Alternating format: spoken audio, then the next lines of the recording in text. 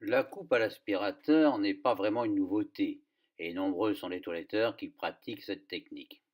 Mais question, pourquoi ne s'est-elle pas généralisée plus encore? Eh bien, pour une raison bien simple, c'est que comme pour tout progrès technologique, il ne suffit pas d'avoir un aspirateur pour pouvoir couper de cette façon, pas plus qu'il ne suffit d'acheter un ordinateur pour pouvoir accéder aux joies de l'informatique. Là, comme ici, il faut en outre suivre un apprentissage, un entraînement, une formation pour utiliser le concept à la mode, et cette formation donc est relativement longue. Mais pourquoi s'encombrer d'un aspirateur pour couper des poils? Eh bien, pour une raison très simple, c'est que ça permet de retenir la mèche que l'on est en train de sectionner. L'étude cinématographique ou cinétique le démontre, la coupe en l'air a l'immense inconvénient de ne couper qu'une partie relativement faible du poil touché par les ciseaux. Donc l'idée, c'est de retenir le poil avec la dépression d'un aspirateur pour maintenir fixe le cheveu qui veut nous échapper. C'est tout simplement cela, le principe de la coupe à l'aspirateur. Celui qui s'essaye à ces méthodes va rencontrer immédiatement un certain nombre de difficultés qu'il ne manquera pas de juger rédhibitoires si certaines explications ne lui sont pas fournies. C'est qu'il faut d'abord une gestuelle assez rigoureuse de la tenue des ciseaux.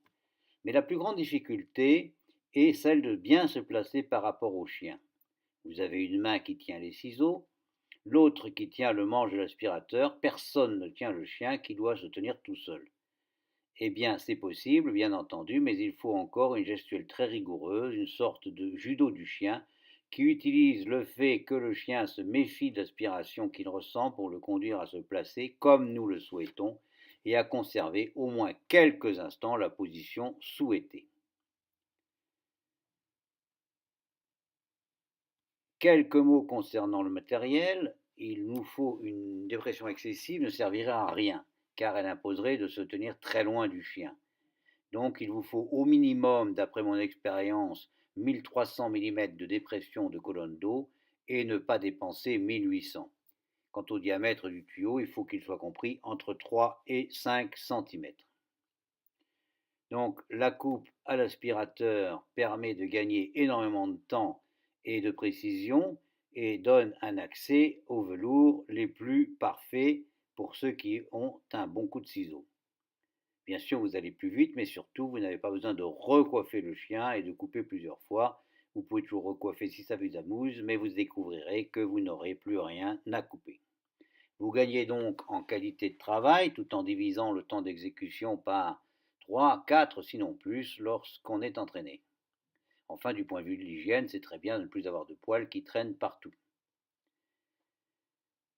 Évidemment, pour gagner du temps, il faut commencer par en perdre, c'est-à-dire accepter de se former un petit peu sur ces différentes techniques et notamment sur celle qui consiste à savoir placer le chien pour qu'il évite de trop bouger. Nous sommes à votre disposition pour vous en dire plus sur tous ces sujets si vous le souhaitez.